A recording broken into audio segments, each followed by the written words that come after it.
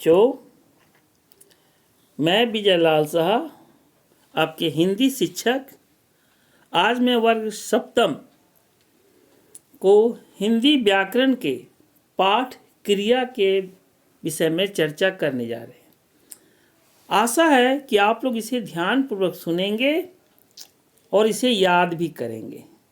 तो आइए बच्चों, सबसे पहले मैं क्रिया की परिभाषा पे चर्चा करने जा रहा हूँ। जिन शब्दों से किसी काम के करने अथवा होने का बोध होता है उन्हें क्रिया कहते हैं। उदाहरण के लिए, जैसे मैं 8वीं कक्षा में पढ़ता हूँ। आज मैं स्कूल से घर आ रहा था, तभी मैंने एक अंधे व्यक्ति को देखा जो सड़क पार नहीं कर पा रहा था। मैंने उस व्यक्ति का हाथ पकड़कर सड़क पार कराई। उस व्यक्ति ने खुश होकर मुझे धन्यवाद दिया।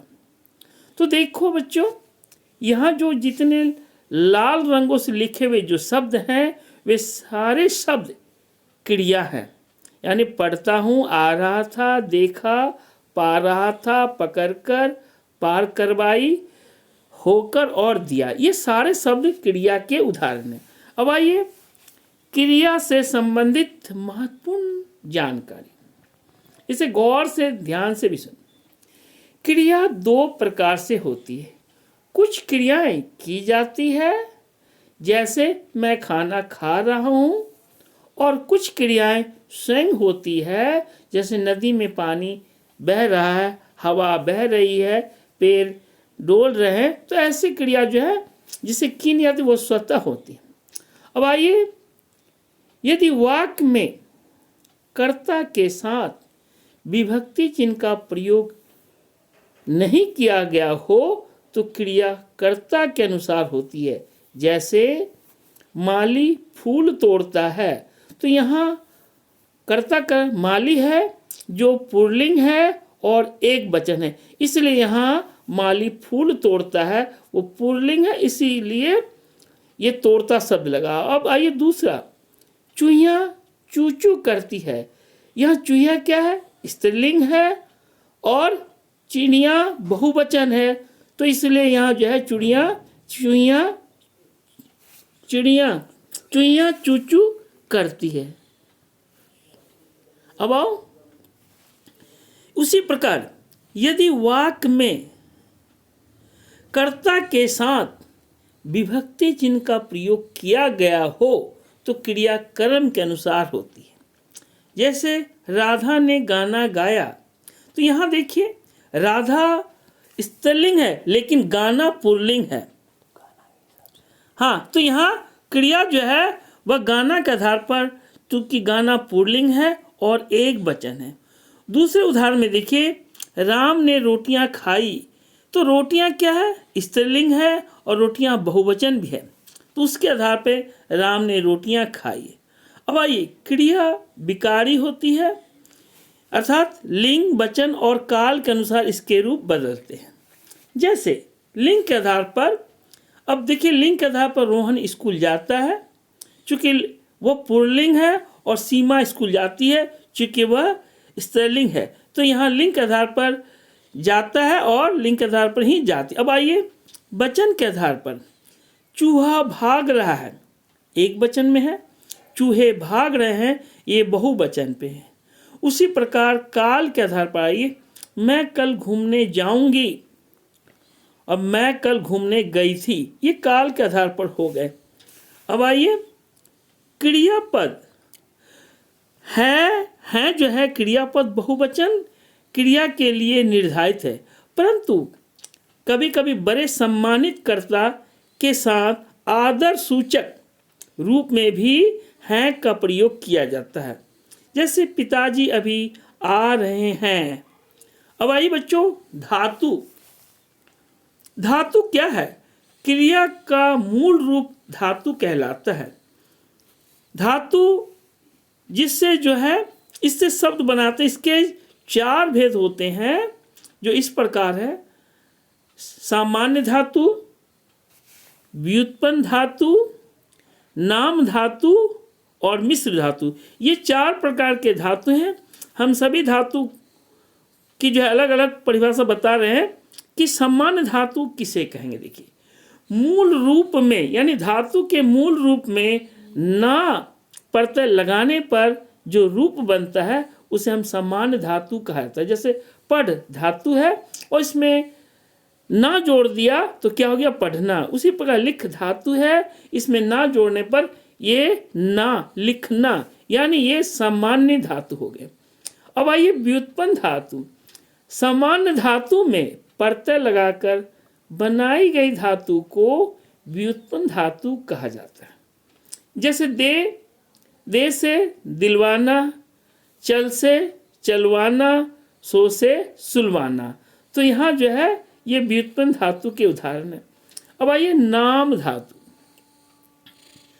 नाम धातु ये संज्ञा, सर्वनाम तथा विशेषण शब्दों में प्रत्यय लगाकर जो धातु रूप बनाए जाते हैं उन्हें ही नाम धातु कहते हैं। जैसे हाथ,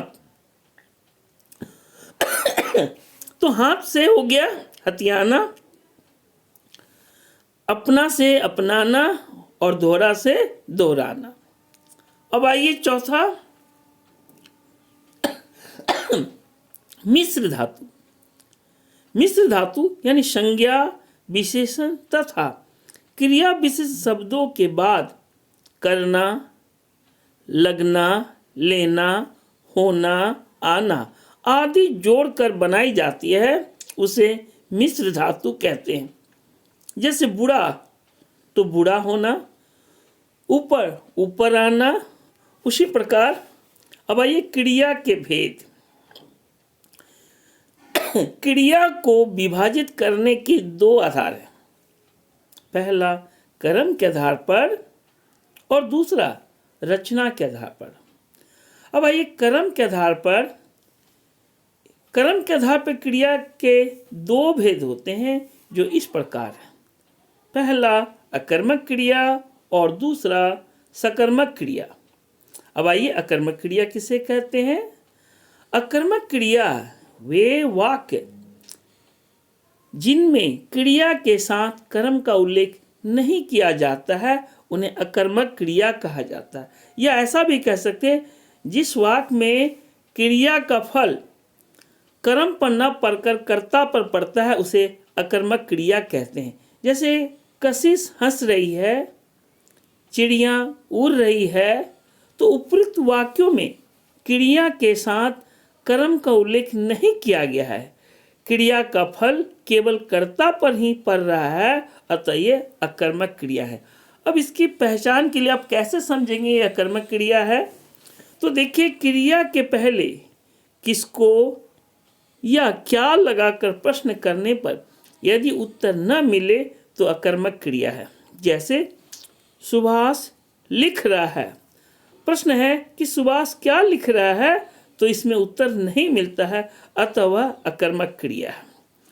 अब आइए, को चिन्ह का प्रयोग कभी भी अकर्मक क्रिया युक्त वाक्य में नहीं हो सकता। अब आइए दूसरा, सकर्मक क्रिया। सकर्मक क्रिया किसे कहते हैं। वे वाक्य जिनमें क्रिया के साथ कर्म का भी उल्लेख किया जाता उन्हें सकर्मक क्रिया कहते हैं। अर्थात वाक्य में क्रिया का फल कर्म पर पड़ता है उसे ही सकर्मक क्रिया कहते हैं। जैसे रोहन गिटार बजा रहा है, दुकानदार सामान बेच रहा है। तो उपयुक्त वाक्यों में क्रिया के साथ कर्म का भी उल्लेख किया गया है, क्रिया का फल कर्म पर ही पड़ रहा है, अतः ये सकर्मक क्रिया है। अब आइए, सकर्मक क्रिया की पहचान। कैसे पहचानेंगे यह सकर्मक क्रिया है। सकर्मक क्रिया की पहचान के लिए आप क्या करेंगे, तो इसके लिए क्या, किसे अथवा किसको लगाकर प्रश्न करने पर यदि उत्तर मिल जाता है तो सकर्मक क्रिया है। जैसे माली माली माली माला बनाता है। प्रश्न है माली क्या बनाता है? तो उत्तर है माला। अतः यह सकर्मक क्रिया है। और एक बात देखिए, कई बार सकर्मक क्रिया में कर्म का प्रयोग नहीं होता, फिर भी ये क्रियाएं अकर्मक नहीं मानी जाती है। जैसे राम खा रहा है, इस वाक्य में कर्म नहीं होने पर भी उत्तर की अपेक्षा है। अब वो कुछ भी खा रहा हो, फल खाना आदि कुछ खा रहा होगा, तो इसीलिए कभी कभी ऐसा भी दिखने को मिलता। अब आइए सकर्मक क्रिया के भेद। सकर्मक क्रिया के भी दो भेद होते बच्चों। पहला एक कर्मक क्रिया और दूसरा द्विकर्मक क्रिया। अब आइए एक कर्मक क्रिया किसे कहते हैं? तो जिस क्रिया के साथ केवल एक ही कर्म का उल्लेख किया गया हो उसे एक कर्मक क्रिया कहते हैं। जैसे मोहन आम खाता है, अध्यापक बच्चों को पढ़ाते हैं, तो ये दोनों में ही एक ही कर्म है, अर्थात एक ही। अब आइए द्विकर्मक क्रिया। जिस क्रिया का प्रभाव दो कर्मों पर पड़ता है उसे द्विकर्मक क्रिया कहते हैं। जैसे माँ बच्चे को सेब खिला रही है, दादाजी पक्षियों को दाना दे रहे हैं। तो यहाँ पहला बच्चे और दूसरा सेब, तो दो कर्म हो रहे हैं। उसी प्रकार दादाजी पक्षियों और दाना, यहाँ भी दो कर्म है। तो ये दोनों ही उदाहरण हैं द्विकर्मक क्रिया के। अब आइए बच्चों, रचना के आधार पर क्रिया के 6 भेद होते हैं। इसके आधार पर 6 भेद होते हैं जो इस प्रकार है। पहला सामान्य क्रिया, दूसरा प्रेरणार्थक क्रिया, तीसरा संयुक्त क्रिया, चौथा नाम धातु क्रिया, पांचवा पूर्वकालिक क्रिया और छठा कृदंत क्रिया। अब आइए कि सामान्य क्रिया हम किसे कहते हैं? तो जिस वाक्य में एक ही क्रियापद का प्रयोग किया जाए उसे सामान्य क्रिया कहते हैं। जैसे मोनू ने दुकान खोली या रमा सेब लाई, ये दोनों ही सामान्य क्रिया है। अब आइए दूसरा प्रेरणार्थक क्रिया। जिस क्रिया से यह ज्ञात होता है कि कर्ता स्वयं कार्य न करके किसी से कार्य करवाता है, अर्थात किसी दूसरे को कार्य करने की प्रेरणा देता है, उस क्रिया को प्रेरणार्थक क्रिया कहते हैं। जैसे माँ ने पुत्र से आटा मंगवाया या अध्यापिका ने बच्चों से किताबें पढ़वाई, तो ये हो गए आपकी प्रेरणार्थक क्रिया। अब देखिए प्रेरणार्थक क्रिया के भी 2 भेद हैं।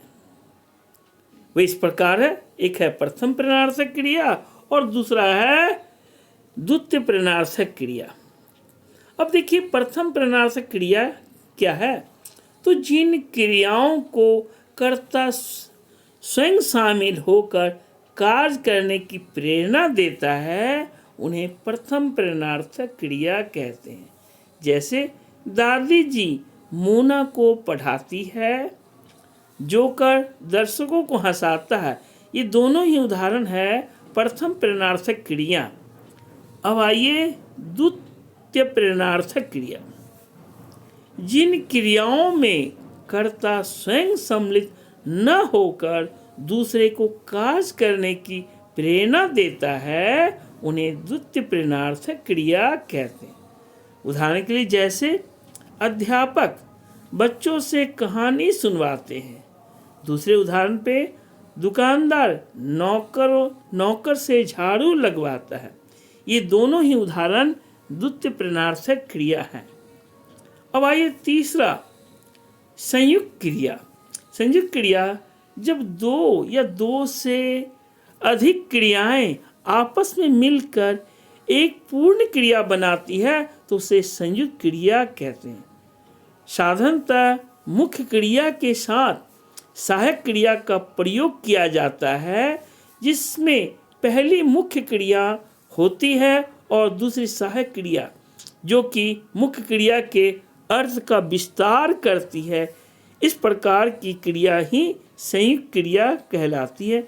जैसे रमेश पढ़ रहा है, कल अतिथि चले जाएंगे। अब आइए, जब कोई क्रिया मुख्य क्रिया के साथ जुड़कर मुख्य क्रिया को और प्रभावशाली बनाती है तब वह रंजक क्रिया कहलाती है। रंजक क्रिया मुख्य क्रिया के बाद आती है और उनका अपना अर्थ लुप्त हो जाता है। उदाहरण के लिए जैसे मोहन घूमने चलो, तो यहाँ उसका जो चलो शब्द है वह बदल जाता है। उसी प्रकार सौम्या स्कूल से लौट आई, तो आई ये दोनों ही, चलो और आई दोनों ही रंजक क्रिया है। अब आइए बच्चों, नाम धातु क्रिया। नाम धातु क्रिया संज्ञा, सर्वनाम तथा विशेषण शब्दों के अंत में प्रत्यय लगाकर जो क्रिया बनती है उसे नाम धातु क्रिया कहते हैं। जैसे रवि दीवार रंगने लगा। प्रत्येक व्यक्ति की अच्छाइयों को अपनाना चाहिए, या सीता कविता दोहराने लगी। तो इस प्रकार ये चारों नाम धातु क्रिया। अब देखिए कुछ नाम धातु क्रियाओं के उदाहरण इस प्रकार हैं। संज्ञा से, संज्ञा सर्वनाम विशेषण तीनों से। तो अब देखिए संज्ञा से जैसे रंग से रंगना, बात से बतियाना, शर्म से शर्माना। अब सर्वनाम शब्द से देखिए अपना से अपनाना। उसी प्रकार विशेषण से दोहराना, गरमाना, लंगड़ा लंगड़ाना। उसी प्रकार अनुकरणवाची से जैसे टन से टनटनाना, खटखट से खटखटाना आदि। अब आओ पूर्वकालिक क्रिया, पांचवा। वह क्रिया जिसका पूरा होना दूसरी क्रिया से पूर्व पाया जाता है उसे पूर्वकालिक क्रिया कहते। जैसे मैं खाकर आया था, या अनु ने देखकर निबंध लिखा। अब आइए छठा अंतिम क्रिया, कृदंत क्रिया। जो क्रियाएं क्रिया शब्दों के अंत में प्रत्यय लगाकर बनती है उन्हें कृदंत क्रिया कहते हैं। कृदंत क्रियाएं तीन प्रकार की होती है। पहला वर्तमान कालिक कृदंत क्रिया। इसमें क्या है, ता जोड़कर शब्द को बन, जैसे पढ़ से पढ़ता, लिख से लिखता, खा से खाता। उसी प्रकार आए दूसरा भूतकालिक कृदंत क्रिया। इसमें आ जोड़कर, जैसे दौड़ से आ जोड़ने से दौड़ा, पढ़ में आ जोड़ने से पढ़ा। अब आइए तीसरा पूर्वकालिक कृदंत क्रिया। इसमें कर जोड़कर बनाया था, जैसे दौड़ कर, पढ़ कर, खा कर आदि। तो बच्चों आज तक यहीं तक। अगली कक्षा में फिर हम मिलेंगे और अगले विषय पर चर्चा करेंगे। तब तक के लिए धन्यवाद।